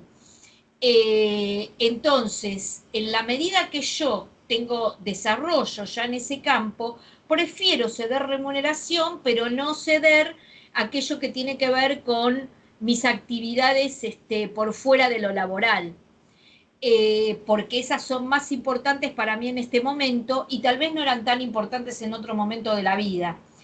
Y así podemos, digamos, mensurar diferentes cuestiones. Noten, por ejemplo, que no es lo mismo discutir 10 años cuando yo tengo 20 años o 30, porque 10 años para adelante. En cambio, si una persona, como el ejemplo que ponía Gustavo en la clase anterior, tiene 85 años, lo va a ver muy diferente ese espacio de tiempo. Entonces, por eso es que también, no solamente cuando trabajamos en esta área vamos explorando intereses, sino también circunstancias, vivencias y un poco lo que representa para cada uno espiritualmente. Y espiritualmente ahí es donde aparece la emocionalidad y la identidad también de nosotros, porque eso es lo que somos nosotros, como personas humanas. Entonces, explorar estas cuestiones sirve para ¿qué? Para que las personas puedan tomar mejores decisiones. Estos pasos que estamos viendo apuntan a ello. Entonces, cuando nosotros tenemos, digamos, visibilizado, tenemos merituado cuáles son nuestros intereses y de ellos cuáles son los más importantes y cuáles nos gustaría satisfacer primero, y ahí aparece, bueno, una distinción entre intereses, que es esta de pensar, siempre que discutimos con alguien, seguramente tenemos algo en común. Entonces ahí aparece esto de intereses comunes, después hay intereses que pueden ser diferentes y otros que son opuestos, que realmente es muy difícil que lleguemos a un acuerdo. Pero si nosotros empezamos a trabajar primero sobre los comunes y después podemos tener consenso sobre los diferentes, hay que ver qué tan importante quedan los opuestos. Porque generalmente y culturalmente también tenemos esta idea de primero ir a lo que es opuesto. En vez de empezar por lo que nos une, vamos primero a lo que nos desune. Y por otra parte, también aparece en esto de los intereses toda esta cuestión de pensar en los nuestros, pero también pensar en los intereses del otro. Si nosotros podemos ir haciendo un análisis en esta cuestión de cuáles son nuestros principales intereses y cuáles son los intereses del otro, bueno, a veces podemos empezar a observar que podría haber algo que nos una más que nos desuna. Pero es un ejercicio que no estamos acostumbrados a hacer, porque naturalmente tenemos un poco estas premisas de que nosotros tenemos que imponer nuestros criterios a los otros, o lo que a nosotros nos preocupa sobre el otro, de alguna manera. Entonces, perdón, Evangelina, no, te sí. interrumpí. No, seguí.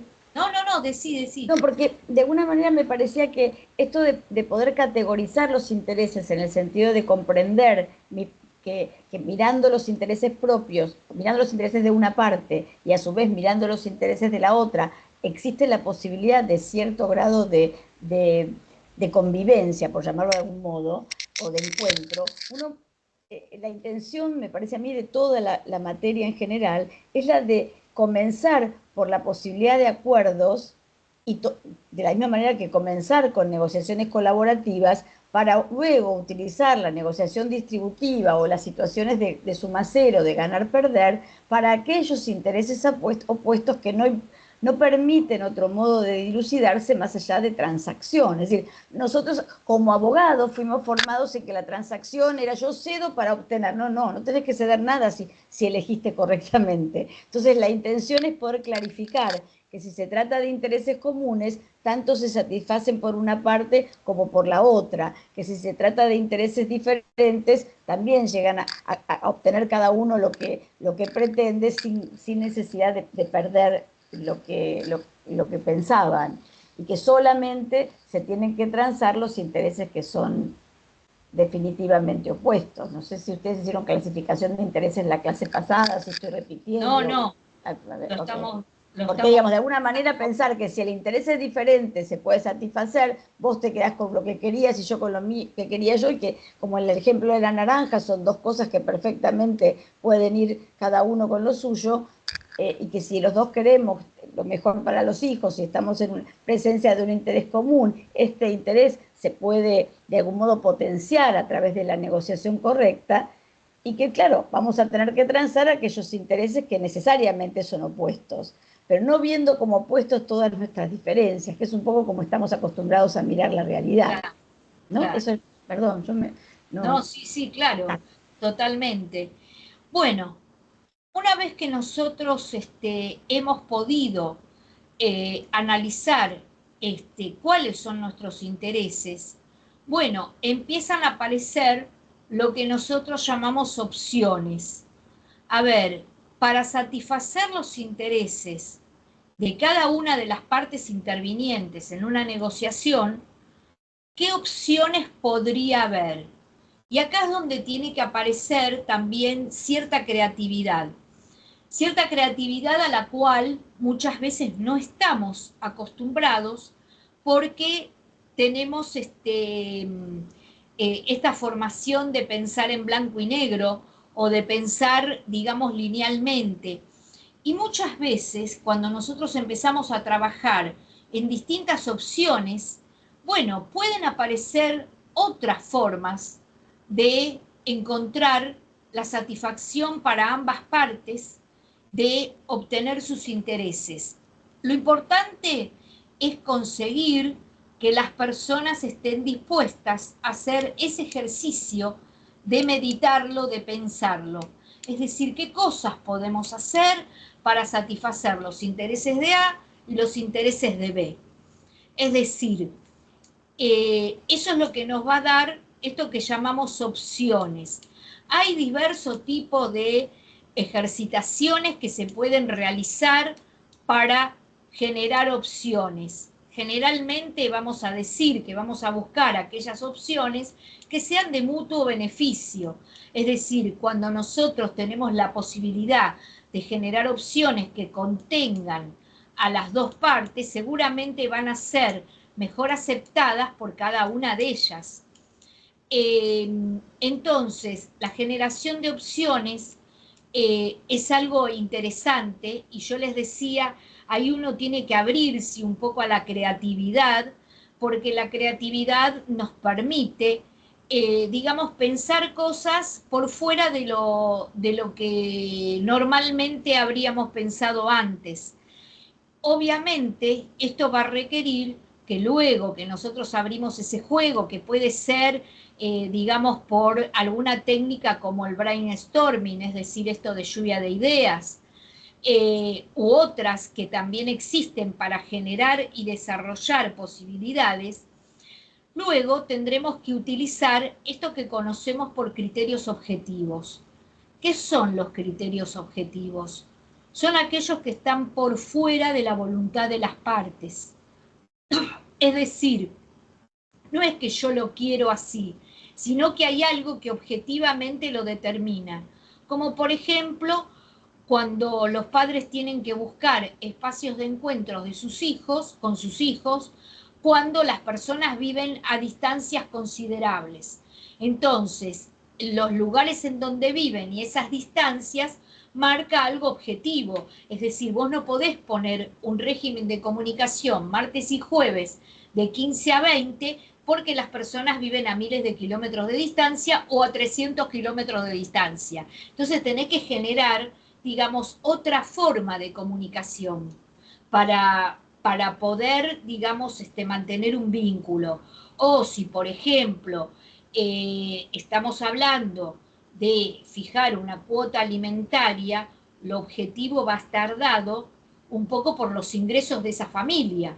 Es decir, qué ingresos tienen para establecer esta cuota y qué circunstancias van apareciendo que están por fuera de su voluntad. O lo mismo, por ejemplo, cuando las personas están discutiendo por una medianera o por una franja de terreno. Es decir, a ver, necesitamos ciertas cuestiones objetivas a las cuales decir, bueno, esta opción que habíamos pensado puede ser viable, pero no de esta forma, porque objetivamente esto no sería posible. Entonces la vamos reacomodando precisamente a esto. en esto de reformular y de reacomodar opciones y tamizarlas por estos criterios objetivos, podrían llegar a ser puntas de propuestas de acuerdo. Porque cuando uno las empieza a ver como opciones, ya las empezás a pensar y le empezás a encontrar la forma y la modalidad de implementarlas. Entonces, no digo que vayan a hacer el acuerdo, pero son lo que te va a dar la base, tal vez para alguna cláusula de acuerdo. Y el hecho de reformularlas o de repensarlas más afinadamente hace que las personas empiecen a trabajar concretamente sobre la situación que las tiene en ese conflicto, en esa preocupación que tienen para resolver algo. Entonces, vean cómo desde el primer momento en donde empezamos a focalizar en el problema, donde empezamos a trabajar sobre intereses y donde ya empezamos a ver opciones, esto puede ser el fundamento o la base de alguna cláusula o propuesta que más adelante podría transformarse en un acuerdo.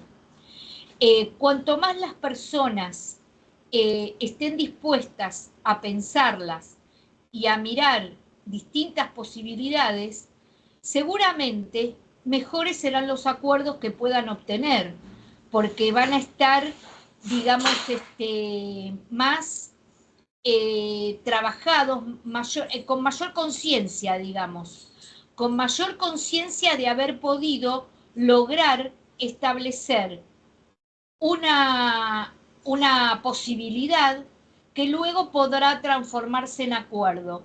Y esto también nos va dando la pauta de que si estas opciones fueron generadas genuinamente por cada una de las partes, seguramente ese acuerdo que están construyendo o esa cláusula o esa propuesta, seguramente al ser trabajada por ellos va a tener cierta sustentabilidad para luego cumplirse, que es algo muy importante en función de hacer esta tarea, de que luego, una vez que dijimos, bueno, hagamos esto, bueno, podemos hacer lo otro, esto sería bueno, ahí estamos logrando algo que surge de los propios implicados para que luego esto pueda cumplirse y no que muchas veces estas opciones vienen de afuera o vienen externamente y entonces como no son apropiadas en el sentido de que las partes no se las apropian, las toman porque se las dijo alguien que tiene cierta jerarquía o porque se las dijo el abogado, pero después no las pueden cumplir porque no nacieron de ellos mismos. Porque muchas veces cuando vienen externamente es esto lo que puede suceder. Por eso es que insistimos siempre en esta forma de construir y que esa forma de construir sea aportada por las mismas partes que están involucradas en el conflicto. Evangelina, ¿puedo decir una cosa que a mí me parece, un segundín, ¿puedo? No sé cómo venir. ¿Cómo no? Pero porque a mí me parece que algo que de algún modo estás enunciando y repetidamente es poder pensar que en esta elección de la generación de opciones, respetando los intereses que han sido descubiertos por cada una de las partes, tanto el propio como el otro, atendiendo a que la cantidad resuelva el problema y con técnicas como la que enunciaste del brainstorming u otras, en las que la cantidad es lo que se busca en lugar de la calidad, para ser luego juzgada cuidadosamente por el criterio objetivo, es como el ABC. Yo entiendo que lo que quiero en realidad es tal cosa, entiendo que lo que Evangelina quiere es tal otra. ¿Cómo podemos hacer para que se obtenga lo que quiere ella y simultáneamente lo que quiero yo? Y a partir de ahí generemos mayor cantidad. Como vos decías, en la medida que uno va concentrándose focalizando la generación de la solución a esa pregunta de replanteo, es que uno va poniéndole más fichas, si la palabra se permite, a la idea de buscar soluciones de buena calidad que tengan en cuenta los intereses de ambos. Y después sí nos podemos encontrar con que a lo mejor sería fantástico que la pared con mi vecino yo la haga de lata porque me sale más barato, pero si no o de cartón, pero si cuando llueve se moja, el criterio objetivo me va a decir, señora, utilicen otro material, pero la idea es busquemos otro presupuesto u otra situación. Me parece que no es tan difícil, una vez que uno incorpora cada uno de esos pasos, medio que vas mirando o visualizando desde esa misma perspectiva cualquier otra situación, con la curiosidad que corresponde para poder comprender cuáles son los intereses ajenos y con la introspección que a veces tenemos y a veces no, para poder calificar y calibrar los intereses que cada uno de nosotros tiene. Aún los que son feos, ¿no? Pero que si me interesa, por lo menos saber que estoy yendo para eso y no por otra cosa. Me parece que es muy interesante y me sigue fascinando el tema aún a pesar del tiempo. ¿Y a ustedes? ¿Qué piensan? ¿Qué piensan?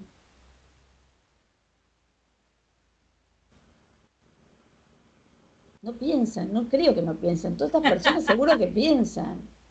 A ver, digan algo, porque la veo Evangelina hablando, poniendo todo su esfuerzo. Yo que soy una verborrágica por naturaleza, se me sale, e interrumpo, y la idea no es esa. A ver, Maite, ¿qué decís? ¿Qué te parece? Bueno, a mí, yo que amo el foro de familia, con todo lo que implica, me encanta negociar. Yo, no sé, es lo que más me gusta. También me parece que por eso me gusta tanto el fuero. Enseguida agarro el teléfono, llamo al colega, trato de no judicializar, o sea, es mejor para todo el mundo. Y tener como más presente todos los pasos que tenemos que hacer para llegar a un resultado más favorable, ayuda un montón, ayuda mucho. Así que sí, está buenísimo, a mí me encanta.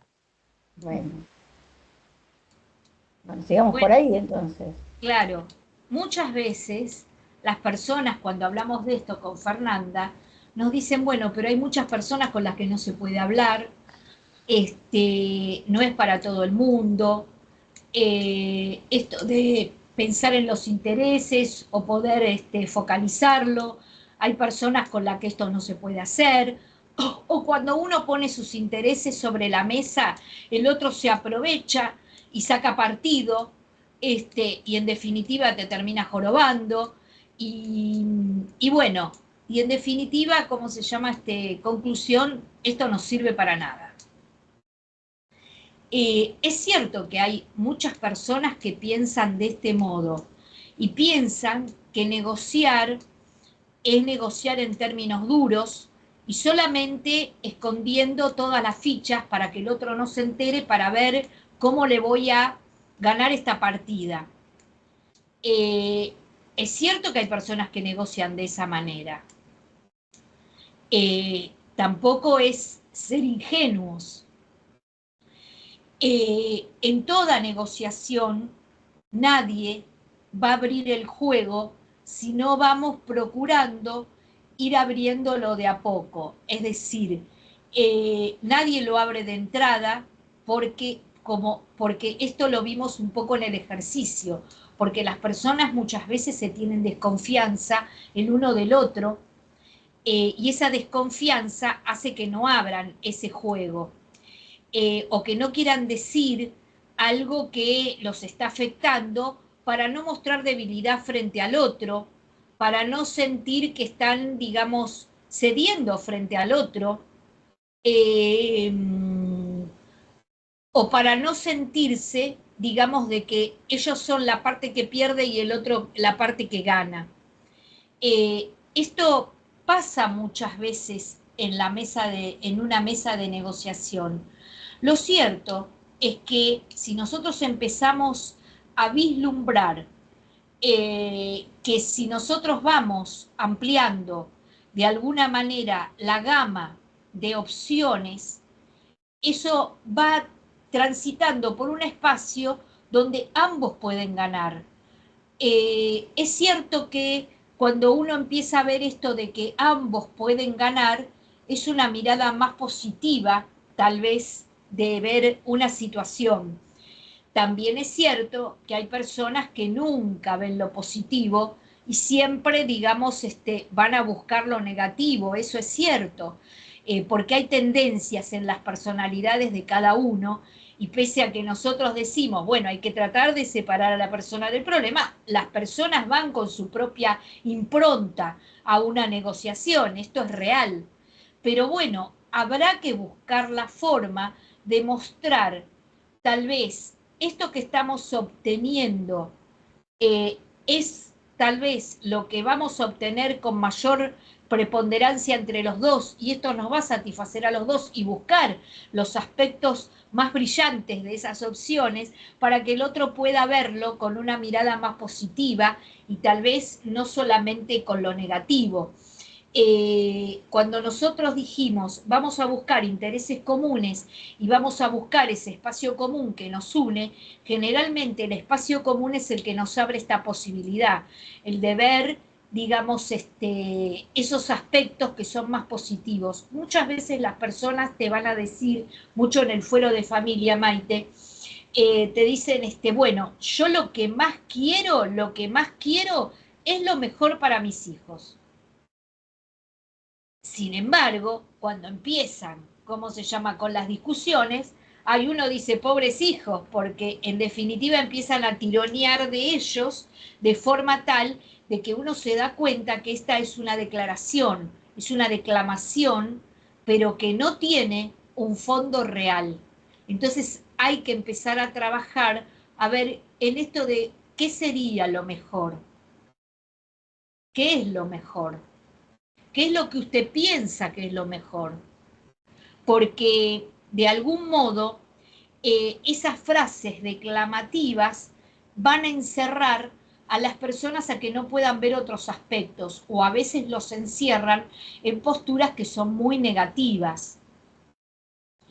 Y esas posturas negativas fundamentalmente, digamos, van a tirar por tierra, digamos, un poco la posibilidad de poder trabajar en esto que estamos diciendo, de esto de generar opciones genuinas que nos puedan permitir salir adelante.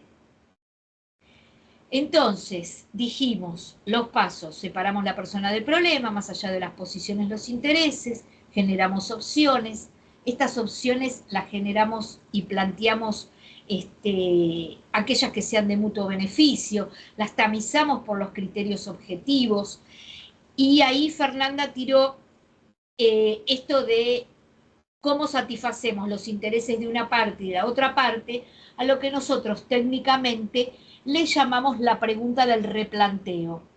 ¿Por qué? Porque la pregunta del replanteo siempre buscamos realizarla a través de contener los intereses de una y de otra parte.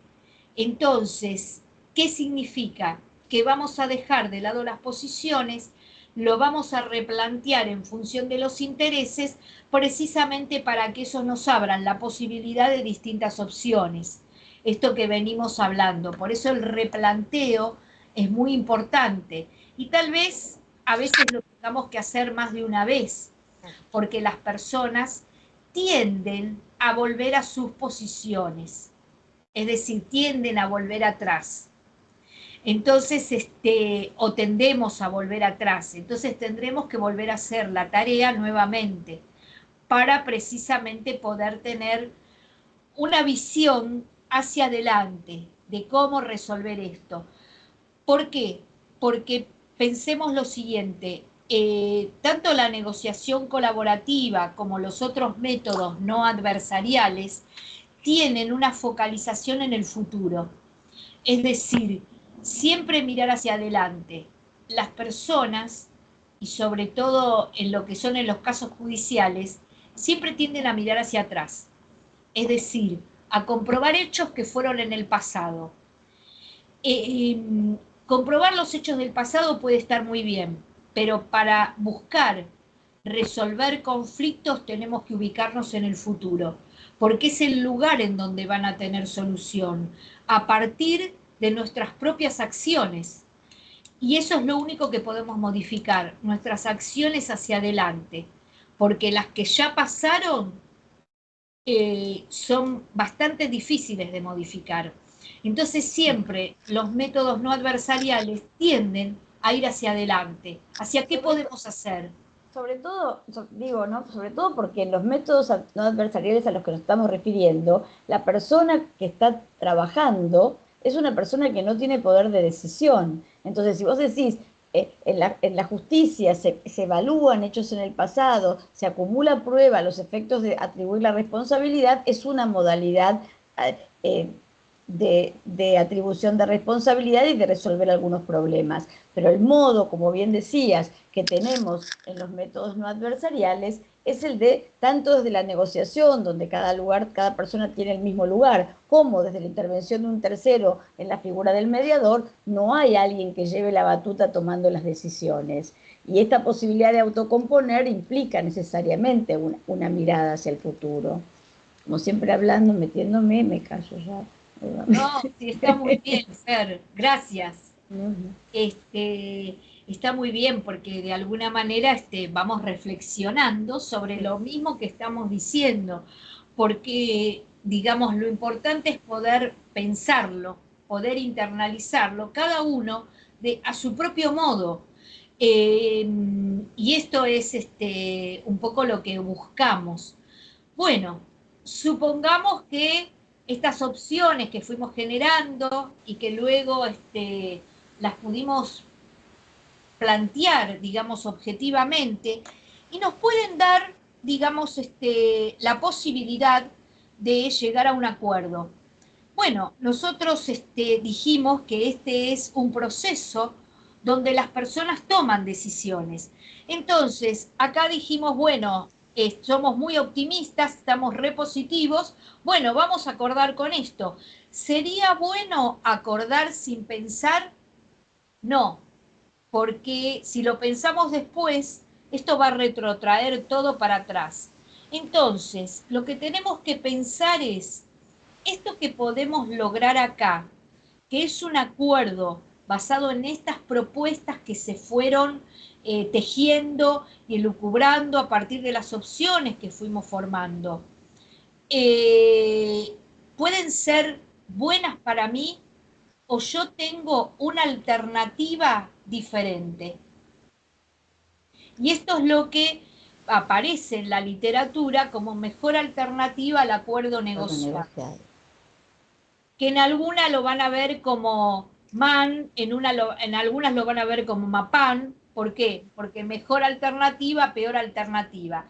Es decir, esto lo que nos permite es, acá puedo llegar a este punto, puedo acordar esto, y esto me va a dar la satisfacción de mi interés A, B, C. Bien, para yo saber si esto es bueno para mí, tengo que pensar, ¿tengo una alternativa por fuera de este acuerdo que satisfaga aún mejor mis intereses que este ABCD? ¿Tengo o no tengo? Tiene que ser algo real, tiene que ser algo que yo pueda tomar, no puede ser una fantasía, porque obviamente, seguramente, nosotros todos solucionaríamos muchos problemas y mañana nos informan que nos ganamos la lotería, por ejemplo. Pero eso es algo que no es una alternativa, y menos si no me compré ningún número. Claro, te iba a decir eso, a lo mejor fantasía. Si tenemos un número sería una alternativa por lo menos probable, pero si no compramos nada es más difícil. Más difícil. Entonces, la alternativa es lo que estaría por fuera del acuerdo. Y entonces tenemos que evaluar, ¿existe, no existe? Porque eso también nos va a dar la pauta de decir, esto es lo que puedo lograr concretamente en la realidad. Entonces, esto es realmente lo más que puedo tener. Porque si voy a mirar por afuera, no tengo alternativa. O las alternativas que tengo, digamos, no me ofrecen lo que me ofrecería este acuerdo. Lo que pasa es que me parece que en la dinámica de la vida esto pasa tan rápido que no nos ponemos a pensar. Claro. Cuando uno dice, yo elijo este trabajo, en realidad ya pensó que este trabajo lo elijo porque no tengo otra posibilidad de otro trabajo. Entonces no es lo mismo me parece que cuando Evangelina está hablando de opciones y elegir estas opciones a las alternativas por fuera del acuerdo, tiene que ver con qué ofertas tengo yo de posibilidad de satisfacción de mi propio interés, arreglando con el sujeto con el que estoy negociando o por fuera de esto. Si yo vivo en una ciudad que solo tiene una fábrica y que todo el mundo trabaja en esa fábrica y yo tengo solamente la capacidad manual de trabajar haciendo, no sé, algo en esa fábrica que es lo que se necesita, probablemente mis posibilidades de negociación sean muy remotas, sean muy poquitas, porque no tengo la posibilidad de irme a trabajar a la otra fábrica que no existe, y ahí está la ficción a la que se refería Evangelina. Distinto es si yo tengo una especial versación en algo, mejor calificación o más posibilidades, o estamos en un imaginario de ciudad pujante con un montón de posibilidades que va a decir, bueno, dejo este trabajo y me voy a este otro. Esa es la alternativa. Si yo no arreglo con mi interlocutor, me puedo ir a otro lugar. Pero esto tiene que ser una cosa real, porque si no, siempre está el príncipe azul. Bueno, esto es relativo, igual que el boleto de la lotería, ¿no? O me parece que a eso tenemos que internalizarlo como no es lo mismo hablar, porque en términos coloquiales o en términos inclusive como abogados, nosotros hablamos de la pretensión, la intención, el interés y la alternativa como sinónimos, porque en castellano hasta lo parecerían, pero lo cierto es que no lo son cuando hablamos de negociación colaborativa. Son 3 o 4 términos en los que somos muy estrictos. Hablamos de posición cuando hablamos de la pretensión, de lo que primero se presenta. Hablamos de interés como aquello que está subyacente en esta pretensión. Digo que quiero un aumento, pero necesito otra cosa, no sé, cambiar el calefón, digo, no es lo mismo, porque no es lo mismo el aumento que cambiar el calefón, o sea, puede ser que el otro me dé un calefón y no me dé un aumento. Entonces, estamos hablando en términos de intereses o en términos de posiciones. Y cuando hablamos de la negociación comparándola con las alternativas, aunque pareciera que es lo mismo, siempre cuando hablamos de alternativas, como bien decía Evangelina, nos estamos refiriendo a las posibilidades concretas y reales de obtener la satisfacción de ese interés que identifiqué por fuera del acuerdo con el otro. Si yo quiero... ¿Y qué es lo que me lleva a decir? Bueno, mira, yo la verdad es que este precio no lo pago, porque total lo consigo más barato al lado, y entonces van a tener que empardarme la apuesta. A esto se refiere. Son 3 términos simples, pero interés es una cosa, posición es otra cosa, opción es otra cosa y alternativa diferente. ¿Más o menos queda claro esto en esta repetición obsesa? No, es muy buena, Fernanda, porque vos sabés que luego del curso...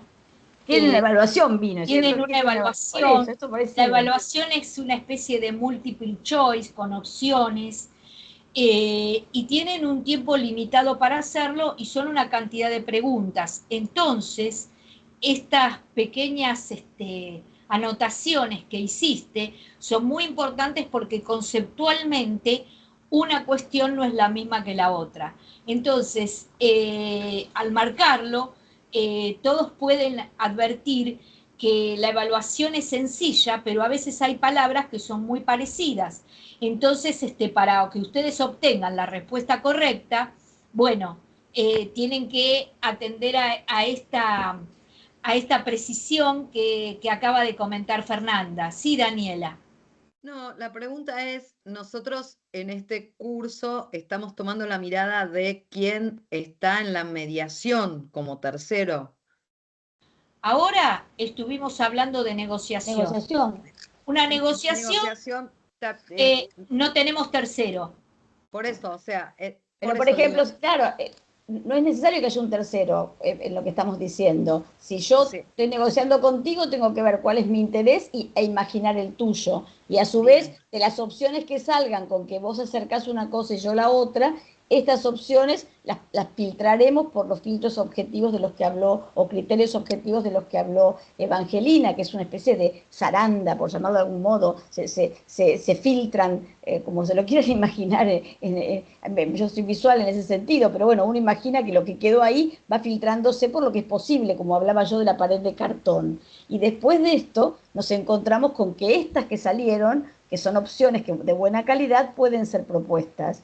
Esas las contrasto con la posibilidad de obtener el beneficio por fuera, que sería la alternativa. Para eso no necesito ningún mediador. Obviamente los mediadores utilizamos mucho estas técnicas de negociación para poner a las personas en los escenarios adecuados para que hagan esta evaluación. Pero ahora Evangelina está hablando solo de negociación, para lo cual el mediador no tiene por qué estar presente. Ahora hablamos precisamente de este método, de este proceso, como una negociación entre dos partes, donde uno lo puede aplicar a cualquier negociación. Obviamente, cuando nosotros incorporemos el proceso de mediación, entonces ahí vamos a incorporar esto mismo, pero con la mirada de un tercero. Entonces, el tercero va a trabajar con las partes para que las partes puedan hacer estos pasos. Va a trabajar precisamente en este sentido. Por eso es importante conocer los pasos de la negociación colaborativa. Pero en una negociación tenemos 2 partes, 3 partes, 4 partes, lo que sea de la negociación, pero no tenemos terceros. Porque ustedes piensen, las personas siempre están negociando. A ver, hay un expediente, el juez está haciendo la prueba, está despachando todo, pero los abogados están negociando distintas formas de satisfacer los intereses de su cliente, y un día llegan y le presentan un acuerdo al juez. El juez no participó de la negociación era entre las 2 partes. Para lo único que van a necesitar al juez es para que les homologue ese acuerdo, eventualmente. Si estas 2 partes negocian, tampoco necesitaron al mediador, porque lo estuvieron trabajando entre ellos. Cuando las personas necesitan un tercero, bueno, el primer tercero que aparece en los métodos no adversariales es el mediador, que va a intervenir para que las personas puedan negociar mejor, puedan hacerlo a conciencia, puedan evaluar. Entonces, lo importante es diferenciar los métodos, sí. No, está bien, quizás yo me expresé mal. Yo pensaba como estoy en una defensoría oficial, yo represento, por así decirlo, intereses de una de las partes. Entonces, todo esto para poder negociar sin un tercero, es una mediación, de cualquier manera es un trabajo que tendría que hacer yo con la parte. A eso me refiero. Bueno, yo trabajé 20 años de defensoría. Yo te digo, defensoría, en realidad, la formación en mediación, en negociación en general, te sirve para ayudar a la persona a que evalúe su propio escenario. Porque entonces ahí, esa persona que tenés, tu defendido, esa persona que viene a la consulta, con tu intervención puedes ayudarlo a clarificar cuáles son sus verdaderos intereses y necesidades. Y en virtud de esa clarificación vamos a ver si necesitamos conversar con la otra parte, como bien lo decía recién, a ver por acá, me parece que no sé, Belén, o no recuerdo el nombre de pila de una de las chicas que estaba recién sumada. Digamos, uno puede trabajar si esto es disponible, si estamos hablando de derechos disponibles. Yo trabajé en contencioso administrativo de la ciudad, con lo cual había poco disponible, porque nos peleábamos todo el tiempo con el Estado de la ciudad. Bueno, no importa, igual aún así, en algunos momentos históricos había un interlocutor a quien pedirle. En la medida que yo pudiera clarificar como abogada de la parte, o ayudar a esa parte a que pudiera clarificar qué es lo que pretende. Porque la gente viene todo mezcladito cuando pretende. Y claro, ustedes que escuchan mucho, no es que dice, ahora escuche mi interés, ahora viene mi posición. Claro, no, y a veces las pretensiones son imposibles de realizar o son desmedidas, o la gente tiene una fantasía de que puede lograr, digamos, algo, porque vi una noticia en el diario que en Estados Unidos por ese tema le dieron $10 millones. Entonces, ayuda a esto, a clarificar, a ver qué se puede obtener, a ver qué no se puede obtener, qué es lo que puedo lograr, de qué manera, cuándo, el tiempo, que el tiempo es algo interesante para pensar, porque a veces uno dice, sí, bueno, puedo obtener esto, pero a ver, esto que obtengo ahora, cuando yo logro cerrar un acuerdo, es ahora, o es en el tiempo que tengamos pactado, es decir, yo ya tengo un broche. En cambio, cuando estoy pensando en, bueno, a ver, esto hay que seguir mañana, pasado, no sabemos cuánto tiempo, es toda una incertidumbre. Por ahí vale la pena, o sea, no es que siempre la negociación, Claro. no es que siempre la elección de la propuesta de la negociación va a ser lo mejor para el cliente, pero la idea es que si uno no hace estos pasos en un asesoramiento real, difícilmente podamos tener una comprensión lógica de la situación, que es un poco lo que hablábamos cuando comenzamos la clase. Claro. De algún modo tener un panorama más claro. Si quiero reventar a la pelirroja, por lo menos entender que el precio después de que mis hijos me tengan bronca o no recuerden de adultos los veraneos con su padre por esta situación, tal vez sea algo que yo deba atravesar, yo cliente, yo defendido, deba atravesar y elaborar, y esto no es de generación instantánea, la gente tiene que caer a la ficha, si la palabra se me permite, o sea, uno puede trabajar para que la idea decante de modo tal de poder hacer elecciones más inteligentes. Tal cual. Bueno, ya la clase que viene vamos a ver cómo aplicamos estos conceptos a un proceso de mediación, que es lo que vamos a ver en el próximo encuentro. Y por hoy ya nos despedimos, porque estamos llegando al filo del horario. Así que esto lo vamos a seguir trabajando en la próxima clase ya con el proceso de mediación. Y ahí sí que tenemos un tercero. Porque recuerden que la definición más básica de mediación es un tercero neutral que asiste a una negociación entre partes. Me encantó. Así que, bueno, estoy muy contenta de haber participado de esta me alegro, Fer. No sé si ustedes, pero yo estoy contenta de eso, está bueno. A determinada edad, como decía recién Evangelina hace un rato, ¿no? Uno va cambiando las prioridades, no siempre todo tiene Es verdad. Bueno, muchas gracias. Muchas gracias a todas ustedes que prendieron la cámara, así que muy agradecidas. Y nos vemos en la próxima. Gracias, hasta luego. Hasta luego. Chao, chao. Adiós. Gracias a ustedes por la clase. Adiós. Claro. Gracias. Gracias, adiós, hasta luego.